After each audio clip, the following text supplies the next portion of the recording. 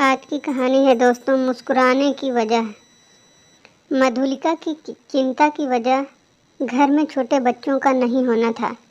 घर में हर तरफ सीनियर सिटीजन, ससुर जी भी 90 वर्ष की उम्र में तंदुरुस्त थे। खुद उसके पति दीपक रिटायर हो चुके थे। मधुलिका कहने को तो पेशे से वकील थी, मगर कचहरी कितने दिन गई, उंगलियों पर गिना जा सकता था। पति जॉब में थे।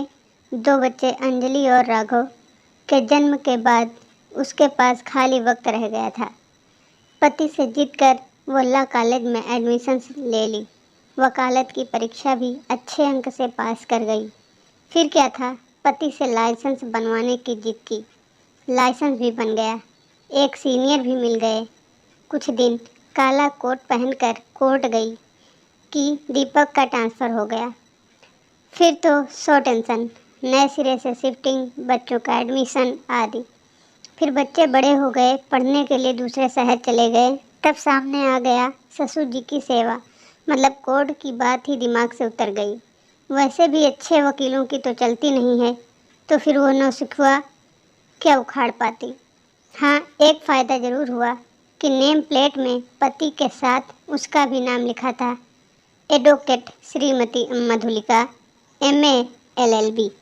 साथ ही बार एसोसिएशन की मिलने वाली सुविधा का लाभ। समय हंसते मुस्कुराते गुजरने लगा। देखते देखते दीपक रिटायर भी हो गए। मधुलिका अपने दोनों बच्चों का विवाह धूमधाम से कर दादी नानी बनने का इंतजार करने लगी। मगर बच्चों को तो करियर की पड़ी थी, बेबी प्लानिंग का मूड नहीं। अब वो कैसे समझाए कि सही उम्र पर बच्चे हो जाने चाहिए। इंतज़ार करते करते पूरे 3 साल का समय बीत गया। तब वो नानी बनी, मगर नतनी अब हुई अपनी। कब हुई अपनी? दादी के घर की इकलौती पोती दादी छोड़े तब तो नानी के घर जाए। कोई बात नहीं, भगवान एक पोता है पोती, जो चाहो जल्दी दे दो। पढ़ी लिखी मधुलिका जी, मूर्ख दादी नानी वाली सोच। मगर कहते हैं एक न एक दिन भगवान सुनते ज़रूर हैं। मधुलिका जी को दादी बनने की खुशखबरी जैसे ही मिली, उनकी प्लानिंग शुरू हो गई। अभी तक नौकरानी के भरोसे 3 वृद्धजन, प्रथम सर्वश्रेष्ठ ससुर जी, द्वितीय पति, और फिर वो संयमित भोजन बनता था।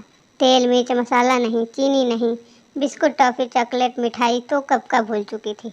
मगर दादी बनने की खुशखबरी से जैसे एक बार फिर बचपन की वापसी होने लगी। उस दिन तो पूरे मोहल्ले में मधुलिका और दीपक जी ने मिठाई बांटी जब उनके घर पोता के शुभ कदम पड़े। बड़े दादाजी का तो जन्म सौगात हो गया, पर पोता का मुंह देखना कम बड़ी बात नहीं।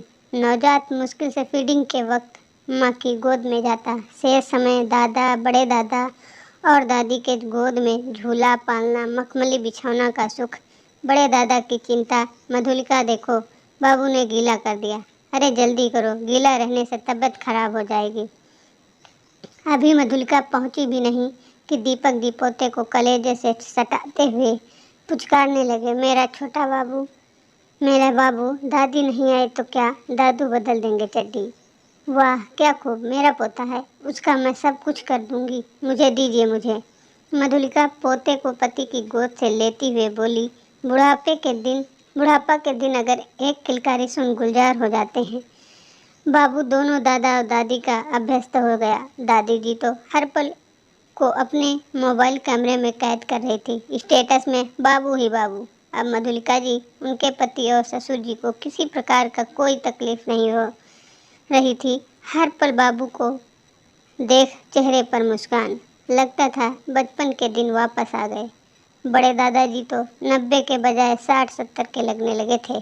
बाबू के लिए टॉफ़ी, बिस्किट, और मधुलिका फिर अपने बच्चों के दिन जैसी हो गई, जैसे एक बिस्कुट बच्चे को दी तो एक खुद। इसी तरह टॉफ़ी भी उधर से राघव और उसकी पत्नी तान्या चिल्लाती, मम्मी जी आपका शुगर। कैसा शुगर? बाबू के आने से चंगी हो गई हूँ। सच, इस बुढ़ापे पर मुस्कुराने की वजह मिलते ही आधा से आधी अधिक बीमारी हो अंतर हो गया। सीनियर सिटीजन के बीच जूनियर बाबू बॉस बन गया था। सब उसकी खिदमत में खुद को भूले हुए थे।